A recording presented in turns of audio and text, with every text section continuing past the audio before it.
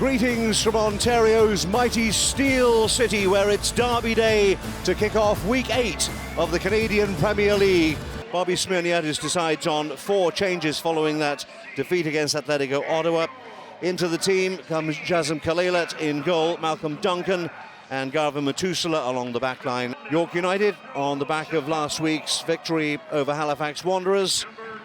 Mauro Eustachio's first game in interim charge. Just a couple of changes. Here's Matusala. Poku offering himself. Chouanière trying to find him unsuccessfully. Chamaro, they've given it away to Hojabrapur. Now Badi Banga, he can hit him from distance and will try to. A couple of feet too high. Ball in behind for Chouanière, just a little bit off on the execution so far through 28 minutes. Cencini needs to hurry here. It's going to come to Becker, who's going to score. It's an awful mess from York United, and Becker made them pay. Well, this is what you can't do at Tim Hortons Field, which is just give away absolute gifts, and York United don't really have an idea of how they're playing out in the back and what they're going to do to solve this forged defensive shape. Chouanière and Poku converge on the goalkeeper as Vincencini as he receives the ball back here, and this is just a mess from that point. Badi Banga, he stretches legs. We haven't really seen him in full fight yet.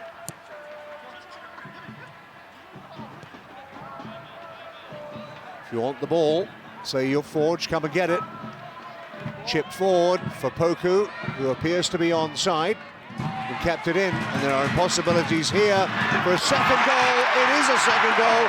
It's an absolute beauty from Tristan Borges. It's absolutely top class from Tristan Borges, but it comes from Forge almost lulling York to sleep with a lot of passing in the midfield, and then the quick ball behind to Poku that York just didn't really react to quick enough. Poku's able to retrieve it, finds Borges, and he had some teammates to his left, but I think there was only one thing on his mind here. Badi Banga in possession. Maybe possibilities here for Borges. Fine save from Vincencini. Had a moment to react. Well, not an active player, he was an unused sub in that first half. So the champions, my goodness me. Believe that. Got closed down by Brem Sumaro, and the deflection took it inches over the bar. That close to getting back into the game. Badi Banga, clever. Now, can he make use? Side Abatne. And now Hojabrapur inside. Adakubi, right place, right time. But the danger hasn't yet passed. Becker and Badi Banga combining on that far side. Badi Banga, clever feet again. Rolls it across goal, might have come off the bar, off the post, I beg your pardon, and then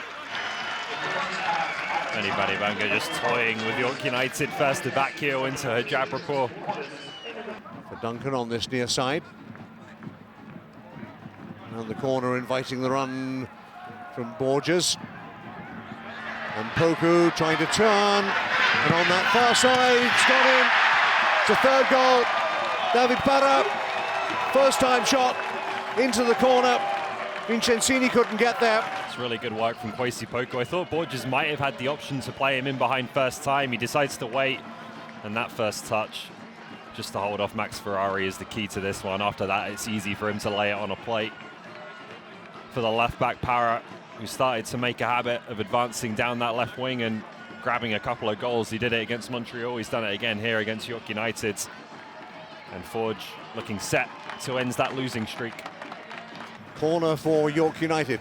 Maybe a way back into the game. Plenty of air underneath it towards the back post. That's decent and off the line by Poku. It was Adakubi's shot on the volley, it was going in. And I think Poku poked it off the line. Referee blows his whistle. Adakubi just completely unmarked at the back of the box there. And you're right, the contact was pretty much perfect, and decided that the attacker was looking for it, shall we say.